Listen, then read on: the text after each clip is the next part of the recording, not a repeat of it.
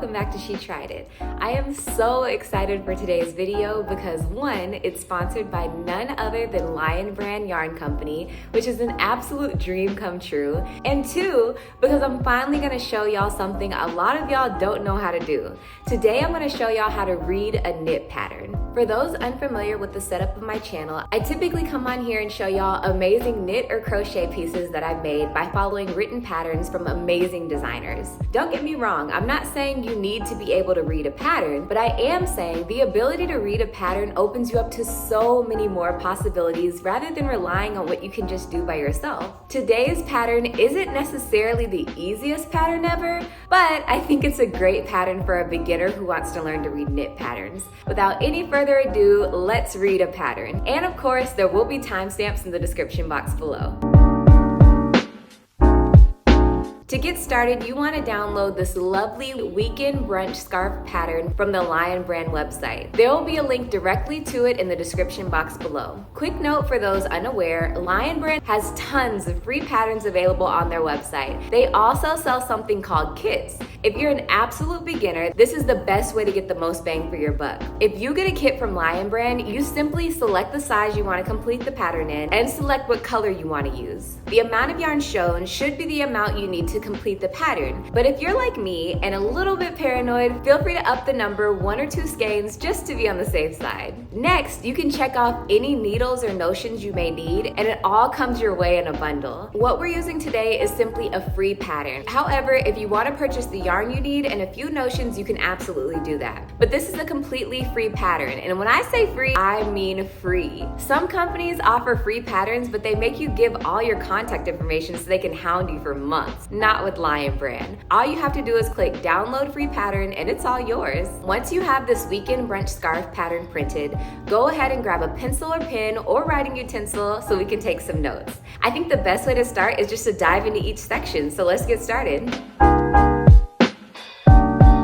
For this pattern, the skill level says beginner. I personally think that's a good classification, but each person has to be the judge of that. I think the only thing that would make this pattern easier is if you were only knitting in this pattern, which is called garter stitch. Personally, when I have to switch between knitting and purling, I get a bit slower. It's not hard at all, but I go slow just because of the hand movements. When you're searching for a pattern, try to get more information on the skill level if you can. Maybe email the designer and say, hey, I saw this pattern was a beginner pattern. What stitches do I need to know? But if you hear or see the words brioche, DPN, cables, girl, run, that is not a beginner pattern. But seriously, some people just have been knitting for so long that they forget that brioche is hard as heck. It might be easy once you know how to do it, but a lot of us aren't in that boat, myself included. This pattern is perfect for any beginner because it comes in one size. In this case, the size is 14 inches by 82 inches, which means if you meet the gauge that was set, that will be the size of your scarf. We'll get to gauge a little bit later. Sizes are really important to pay attention to, especially when it comes to garments. Let's say you want to make a sweater from a designer and you have a bust size of 45 inches. For one designer, 45 inches may classify as a size medium because for that designer, a bust size measures from 40 to 45 inches. For another designer, you might be a size extra large because a medium for them is 32 inches to 36 inch bust. And maybe another designer doesn't even use those terms and you might be a size 4. Just be sure to check what the size means for that particular designer and for that specific make. You'd be surprised at how sizes differ amongst different designers and patterns. Next up is materials. The materials needed for this pattern are 5 balls of Lion Brand wool spun, 8mm needles, we'll come back to that later, and a large eye blunt needle just to weave in your ends. So let's head to the Lion Brand website to buy some wool spun, and oh no, that yarn is discontinued.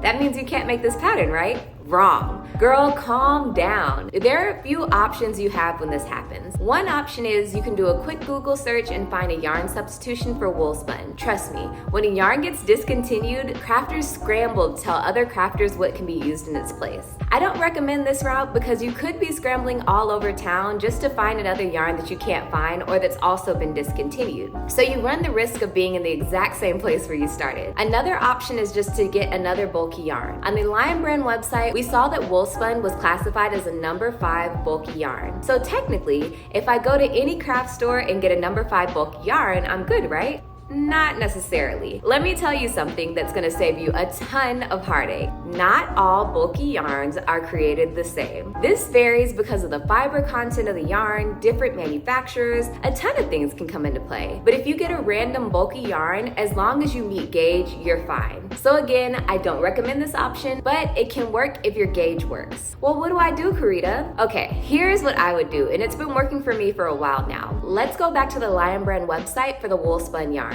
In each skein of this yarn, it has 127 yards and 100 grams. So I have a length and a weight. For those who don't know, I'm an engineer, so simple math doesn't scare me. We're gonna do some really simple math. We're gonna divide the yards by the grams. 127 yards divided by 100 grams is 1.27, which means back in its heyday, when wool spun was around, it had 1.27 yards of yarn in 1 gram. All I want to do is find something similar to that. What I did next was see what bulky yarns Lion Brand did have. Oh wow, you and me. A beautiful bulky yarn that I know and love because I used it on these projects, and it was created by my best friend. So let's see if that works. This yarn has 137 yards in every 125 grams. Again, when we divide that, we find that this yarn has 1.096 yards in 1 gram. That's pretty darn close to 1.27 if you ask me. Now you may be wondering, how close do I want to get to 1.27? The answer is, I don't know. Because again, gauge is what really matters. But personally, I find that if you go this route for yarn substitutions, I rarely struggle with getting gauge. You know what? I've been hyping it up for a while, so let's just talk about gauge. So what is gauge? Gauge is the designer's way of simply saying, hey guys, I made this awesome thing, and if you want to make the same awesome thing, this is how many stitches and rows you need in a 4x4 inch snapshot of your make. They could really go with any size snapshot, but in this case, and most commonly, 4 inches by 4 inches is what is used. In this pattern, it says 11 stitches plus 16 rows equals 4 inches over rows 23 to 38. Let's take a quick snapshot of the scarf I already made. This is a 4 inch by 4 inch snapshot on my completed scarf. As you can see, I have 11 stitches and 16 rows. When you start at the very beginning of a project, you don't have the luxury of taking a snapshot of your final piece like I just did. So what you need to do is make a small gauge swatch. Since this gauge is 11 stitches by 16 rows, that's not the exact size you want to make. You want to add a few more stitches so you can still have a 4x4 inch snapshot, but just on a much smaller scale. The first thing to consider is, what does a different gauge affect? With this being a scarf, it doesn't affect too much. People don't typically make scarves going for an exact size. If it's too wide or too skinny, it's not the end of the world. Regardless, if your gauge is too small, try increasing your needle size. If your gauge is too big, try decreasing your needle size. Again, for a scarf, I don't think it's worth making 5 different gauge swatches trying to get the exact match. Definitely don't stress out about this part for this project. However, realize how important this step is for making something that you want to fit perfectly. Don't tell a designer their pattern is too big or too small when you didn't even do a gauge swatch. I'm skipping ahead for a second because typically this is written before the pattern anyway. There isn't much to say here, but I just want to keep in mind when you see these abbreviations, this is what they mean. This pattern is so beginner friendly that they don't even always use the abbreviations, but they're down here if you need them. Okay, so now to the fun part. Before we get into the actual pattern, let's discuss each section of the actual written pattern so we know what we're getting into. Rows 1 through 22 and the last 22 rows are going to be your 1x1 ribbing, and everything in between that is going to be waffle stitch. This is the right side of the waffle stitch, and this is the wrong side. Looking at them side by side, you can probably tell a little bit better which one is the wrong side. To me, the wrong side still looks really good. Because this is the wrong side, and most likely the side that will be facing you while you wear it, I would weave in all your ends on the wrong side. Also, as we go through the pattern, I'm gonna highlight some modification opportunities. If you know anything about me, I'm all for modifying something so that you make something you absolutely love. And lastly, please note this is not a tutorial on how to to knit. I'm just trying to show y'all how to read a pattern. If you need to know the very basics, check out the videos that I link in the description box below and come back here when you're ready to read a pattern. Okay, now let's hop into the fun part. Like we discussed before, Hue and Me is the yarn we're going to be using for this tutorial. I'm just going to go ahead and use the leftover yarn from the scarf that I already made. To start, the pattern says cast on 43 stitches. Rarely are you told what method to cast on stitches unless a specific cast on is needed for a project. When a cast on is not specified, I tend to go with long tail cast on, but there are tons of other options. It really just depends on how you want your edge to look or how stretchy you want it to be. In most cases, long tail cast on should be fine. Also, this is a modification opportunity. When it comes to waffle stitch, you need your stitches to be a multiple of 3 plus 1. So in the pattern, it says 43. But for this example, I'm gonna go ahead and do 7. 6 is a multiple of 3, plus 1 is 7. Use that if you'd like to make a thinner or wider scarf. Let's get started.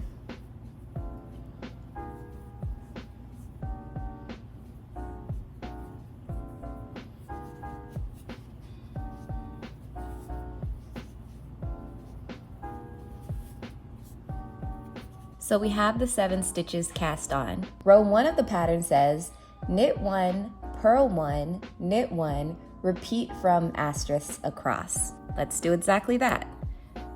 Knit 1, purl 1, knit 1, purl 1. We're just repeating to that asterisk again. Knit 1, purl 1,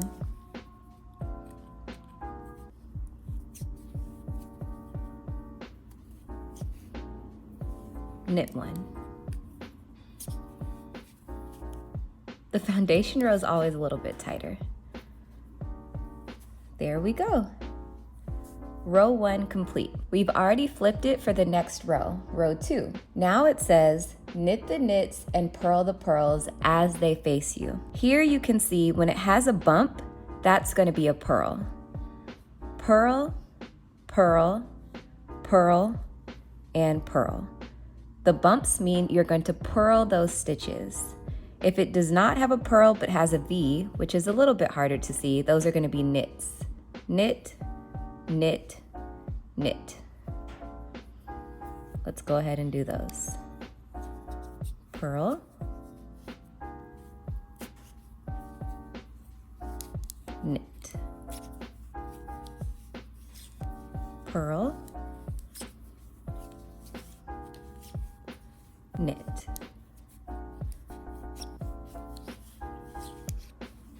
purl, knit, purl, and that's it for row 2. We've come to another modification opportunity. Now I wouldn't necessarily start here, however from row 2 to 22 it says you need to repeat this row. You don't necessarily need to make your ribbing 22 rows. If you want it longer, you could make it 25, 26, or anything higher than 22. If you want it to be shorter, you can make your rows 10 rows or 15 rows, any number you like. I'm just gonna go through and get a few rows where I can see the ribbing clearly. Let's start with going about 6 or 7 rows. I've completed 7 rows and you can clearly see the ribbing. I'm gonna stop here. Let's imagine that I completed the 22 rows or however many rows you wanna complete for your ribbing. Now we're gonna hop to row 23. This row says knit 1, purl 2, repeat from asterisk to the last stitch, knit last stitch. So knit, purl, purl, knit, purl, purl, knit. We knit the last stitch, we're knitting the first stitch, and we're purling in between. Let's go ahead and do that. Knit, purl, purl, knit, purl, purl, and knit. Row 23 is completed. Row 24 says, knit the knits and purl the pearls as they face you. We already discussed this on the ribbing, but again, the bumps are the pearls and the V-stitches are the knits. The back of every pearl is a knit and the back of every knit is a pearl. So you're basically going to be doing the opposite of what you did on the row before. Purl, knit, knit, purl, knit, knit, purl. Purl,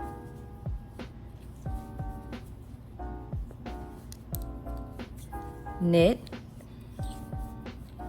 knit, purl,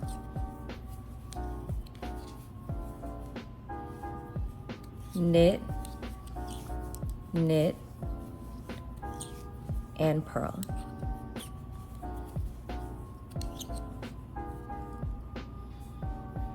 Row 24 is completed. Now we're going to do row 25. Simple. It says knit. You're basically just going to knit every single stitch. Regardless if it has a bump or a V-stitch, you're knitting all the stitches. Knit, knit, knit,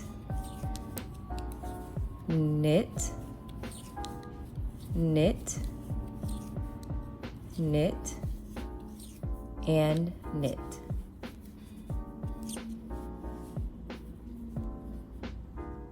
Row 25 completed. Row 26 says purl. So now you're going to purl all the stitches. Purl, purl, purl, purl, purl, purl, and purl.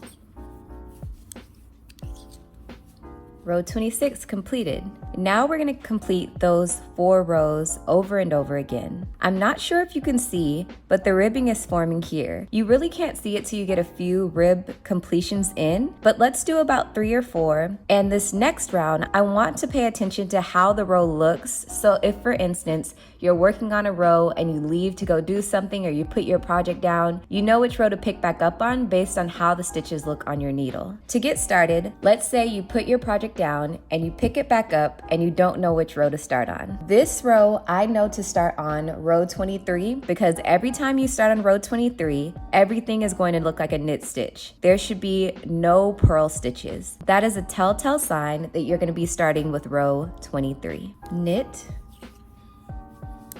purl, purl, knit, purl, purl, knit.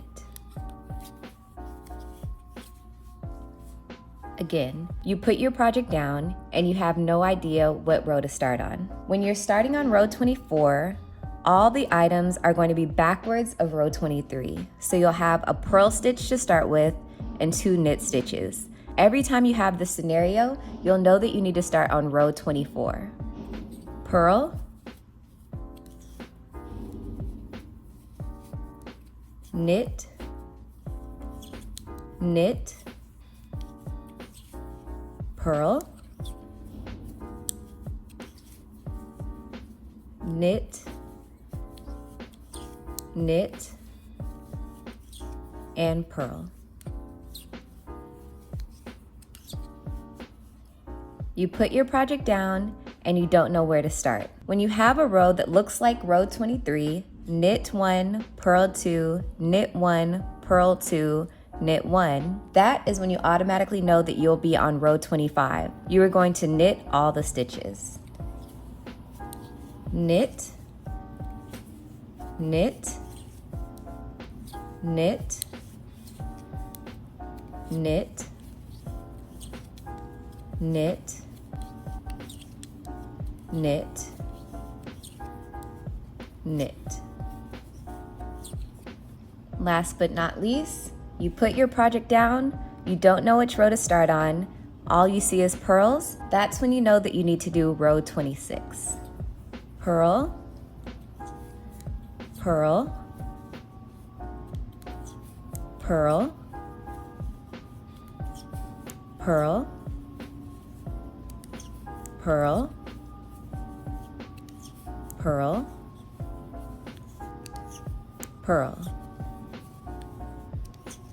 And now we're back to the beginning. All you see is knit stitches, so we're gonna hop back to row 23. I'm gonna go through the waffle stitch a few more times, and then I'll end it off with a few more rows of ribbing and we'll be done. Another thing to note is that row 23 and row 25 are gonna be on your right side of your waffle stitch. Row 24 and row 26 are gonna be on the wrong side of your waffle stitch. I'm gonna go ahead and do a few more waffle stitch rows.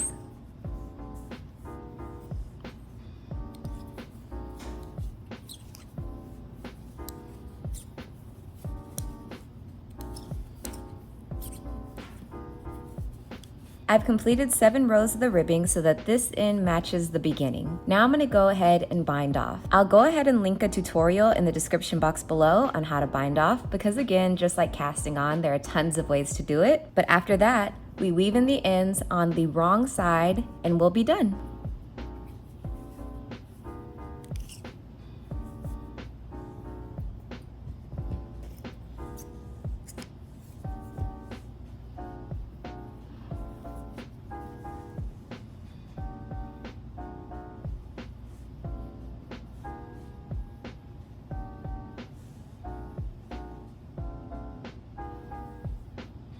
That's all I have for today. Don't forget to check the description box for everything I mentioned in this video. Thank you so much to Lion Brand for working with me and for allowing me to show y'all how to complete this amazing free pattern on their website. And shout out to my bestie, Two of Wands, for developing this amazing chunky yarn that we used in today's video. And shout out to me for making this scarf and acting like it's not 87 degrees outside right now. But yeah, that's all I got. Make sure to subscribe and let me know how awesome your weekend brunch scarves turn out. See you in my next video. Bye.